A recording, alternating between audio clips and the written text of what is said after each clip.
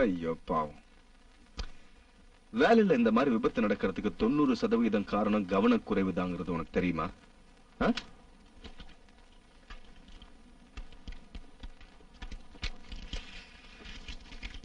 இத போட்டோ எடுக்கிறதுனால நம்ம 2 பேருக்குமே எந்த லாபமும் இல்ல. இல்ல மிஸ்டர் பிளாக்?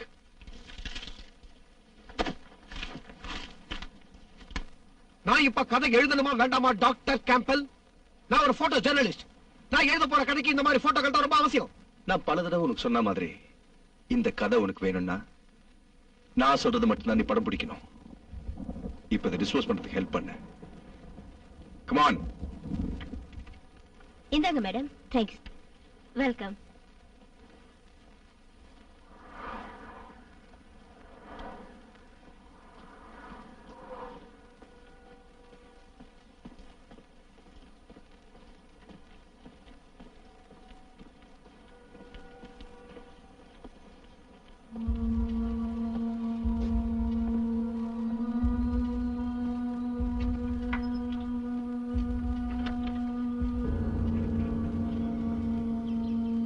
ப்ரொஃபசர், ப்ரொஃபசர்,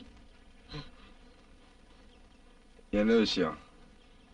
நாம இப்ப ஒரு பிரச்சனையில மாட்டிக்கிட்டோம். என்னன்னு சொல்லியா? அந்த எலும்புகள்ல ஏதோ ஒரு மாற்றம் தெரியுது ப்ரொஃபசர். நாம உயிரோட இருக்கும்போது நம்ம எலும்புகள் எப்படி வேலை செய்யுமோ அதே மாதிரி தான் அதுக்கும் வேலை செய்யுது. ஆமா ப்ரொஃபசர். என்ன பைத்தியம் மாதிரி வளர்ற? நான் சொல்றது உண்மை சார். அதோட பல்லுல பாடி மாட்டி இருக்கிறத பார்த்தேன் சார். அது எப்படி முடியும்? நான் தான் இந்த பாடிய. சரி வா.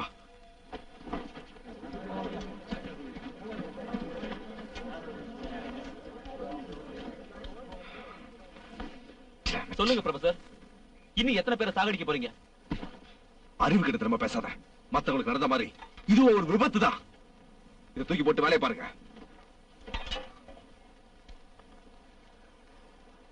Okay then. யாருக்கெல்லாம் போகணும்னு தோணுதோ அவங்க போலாம். ஆனா ஒண்ணு ஞாபகம் வச்சுக்கோங்க, இங்க இருந்து போற ஒவ்வொருத்தனையும் சட்டத்துக்கு முன்னாடி கொண்டு போய் நிறுத்துவேன். நீங்க எல்லாரும் பதில் சொல்லணும்.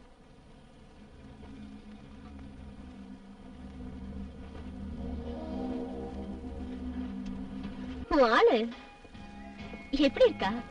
என்கிட்ட அவளை பத்தி பேசாத. சரி. அவ உன்னை விட்டு பிரிஞ்சு போயிட்டாலாமே.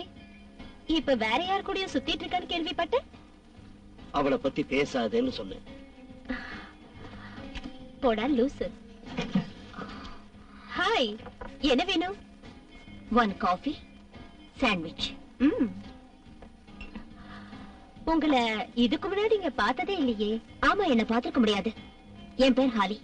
ஓ ஹாய் ஹோலி. என் பேரு சாரா. உன்ன மாதிரி ஒரு பொண்ணை பார்த்ததுக்கு அப்புறம் தான் எனக்கு நிம்மதியா இருக்கு. ஏன்னா இதுக்கு முன்னாடி பார்த்தேன்னா என்ன சுத்தி ஒரே ஆம்பளைங்க கூட்டமா தான் இருந்திருக்கு. அதுதான் பிரச்சனை. ஓ, இந்த மாதிரி இடத்துல பொண்ணுங்களை பாக்குறது லாட்டரியில வின் பண்ற மாதிரி ரொம்ப அபூர்வம். ஆராய்ச்சி பண்ற இடத்துல ஆம்பளைங்களுக்கு நடுவுல பொண்ணுங்க வேலை செய்யறது ரொம்ப கஷ்டம். ஆராய்ச்சி செய்யற இடத்துல வேலை செய்றீங்க? அப்படியா? அந்த இடத்தை பத்தி நான் நிறைய கேள்விப்பட்டிருக்கேன். என்னன்னு? அதாவது அங்க இருந்து நிறைய பேரு இங்க வந்திருக்காங்க. அந்த கிறுக்கு விஞ்ஞானிய பத்தி தான் இங்க எல்லாரும் பேசிப்பாங்க. அவரால நிறைய பேர் இறந்துட்டாங்களாமே. அவங்க சொன்னதெல்லாம் உண்மையா? டாக்டர் நீங்களா? ஹலோ ஹலி. இந்த இடத்துல நான் உங்களை எதிர்பார்க்கவே இல்லை. உங்ககிட்ட கொஞ்சம் பேசணும். டாக்டர், அந்த ஆராய்ச்சி பத்தினா விட்டுடுங்க. ஏன்னா நான் அந்த வேலையை விட்டு வந்துட்டேன். அது தெரியும், அதனால தான் இங்க வந்தேன். ப்ளீஸ், இப்ப நீ கொஞ்ச நேரம் எனக்காக ஒதுக்கி ஆகணும். என்ன ஹாலி, இவர் ஏதாவது தொந்தரவு பண்றாரா? இல்ல, அதெல்லாம் இல்ல. ஓகே டாக்டர், சொல்லுங்க. அப்படி போயிடலாம்.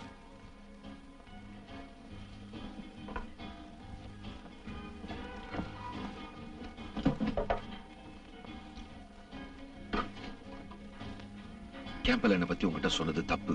நான் ஒன்னும் பேராசக்காரன் இல்ல. நான் ஒன்னும் அப்படி சொல்லல. எது சொல்லவா இங்க வந்தீங்க? நான் சொல்றத கேளு ஹாலி. கேம்பல் பண்ற ஆராய்ச்சியை நம்ம தடுக்கணும். எதுக்காக தடுக்கணும்? இவ்வளவு காலமா நீங்க எங்க போயிருந்தீங்க? இந்த உலகமே பாராட்டக்கூடிய விஞ்ஞானி டாக்டர் வெண்டல் யூட்ஸ் 2 வருஷமா இருக்காரா இல்லையாங்கிறதே தெரியாம இருந்தது. இப்ப உயிரோட வந்திருக்காரு. இது எப்படி?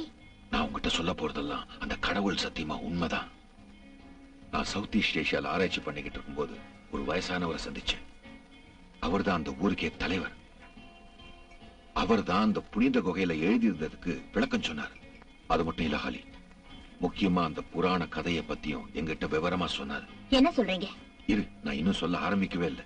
அந்த யுங்கேரிங்கிற டைனோசர் தான் அதோட இனத்துக்கே ஆரம்பம். பல லட்ச வருஷங்களுக்கு முன்னாடி மண்ணுக்குள்ள புதைஞ்சு போன அதுக்கு மறுபடியும் உயிர் வந்து இந்த உலகத்தை அழிச்சிடுமா. நான் ஒண்ணு சொல்லவா? நீங்க 2 பேருமே சரியான பைத்தியங்க. இந்த மாதிரி கதை கேட்க ஆசையா தான் இருக்கு, ஆனா டைம் இல்ல. ஹாலி ப்ளீஸ், என்ன போக விடுறீங்களா? எனக்கு உன் உதவி தேவை. அந்த குகைக்குள்ள எனக்கு வேற சில விவரங்களும் கிடைச்சது. ஃபாசில், அது வேற்று கிரகத்தோட புதைஞ்சு போன சில படிவங்கள். ஏலியன்ஸா? என்ன பார்த்தா உங்களுக்கு முட்டாள் மாதிரி தெரியுதா டாக்டர்? இல்ல நீங்க சொல்ற கதையை நான் நம்பிடுவேனா? சரி, கேம்பல் அங்க என்ன தெரிஞ்சுக்கிட்டாருன்னு சொல்லு. அங்க ஏதாவது விபத்து நடந்துச்சா? நீ அங்க இருக்கும்போது எலும்பு சம்பந்தமான ஏதாவது சம்பவம்? ஆமா, விபத்து நடந்தது. சில பேர் செத்துட்டாங்க. எனக்கு தெரியும், அப்படி நடக்கும்னு தெரியும். கேம்பல் ஒரு சுயநலவாதிக்காரன்னு எனக்கு நல்லாவே தெரியும். ஆனா நான் அப்படி கிடையாது. எனக்கு ப்ரூவ் பண்ணாதான் நீங்க சொன்னதை நம்புவேன். சரி, ஆனா இங்க வேண்டாம். யாராவது ஃபாலோ பண்றாங்களா? அது எனக்கு தெரியாது. ஆனா அந்த அக்னி இறக்கம் உயிரோட வருங்கிறத நான் உனக்கு நிரூபிக்கிறேன்.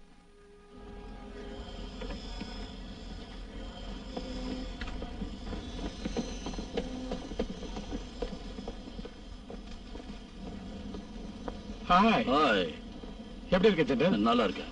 ஆமா, இப்ப என்ன கெட்ட செய்தி கொண்டு வந்திருக்க? எதுக்கு அப்படி சொல்ற? அப்படி ஏதாவது இருந்தா தானே நீ என்ன தேடி வருவ? நாம இக்கட்டான நிலையில இருக்கோம். நம்மள வேற்று கிரகத்திலிருந்து வந்த கலம் 2 தடவை அட்டாக் பண்ணிடுச்சு. தொடர்பெல்லாம் கட் ஆயிடுச்சு. எனக்கு தெரிஞ்ச வரைக்கும் இந்த மாதிரி எதுவும் நடந்ததா நான் கேள்விப்பட்டதே கிடையாது. இந்த எகிப்திய எழுத்துக்கள் வேற்று கிரகத்தோட ஒத்து போகுது. இந்த மாதிரி எழுத்துக்களை கேம்பல் உங்ககிட்ட என்னைக்காவது காட்டியிருக்காரா? இல்ல, நிச்சயமா இல்ல.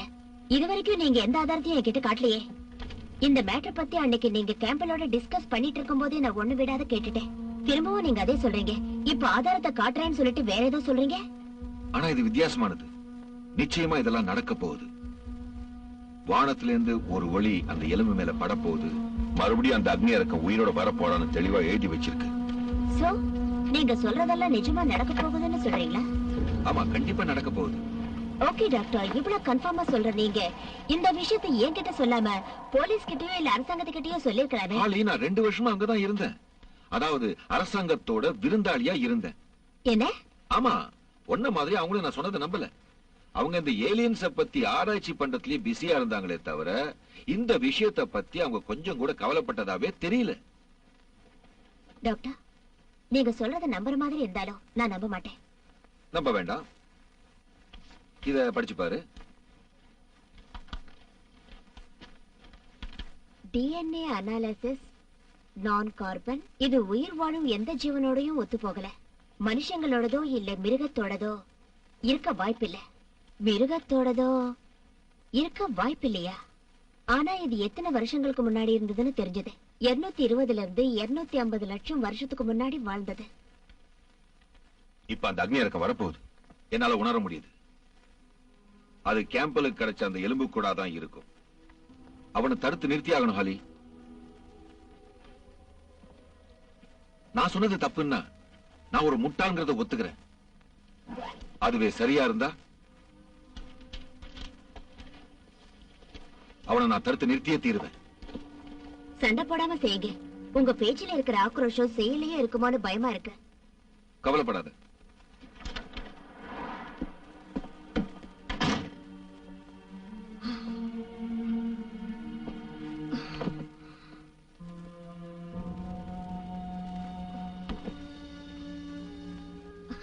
டாக்டர், நான் வரேன்.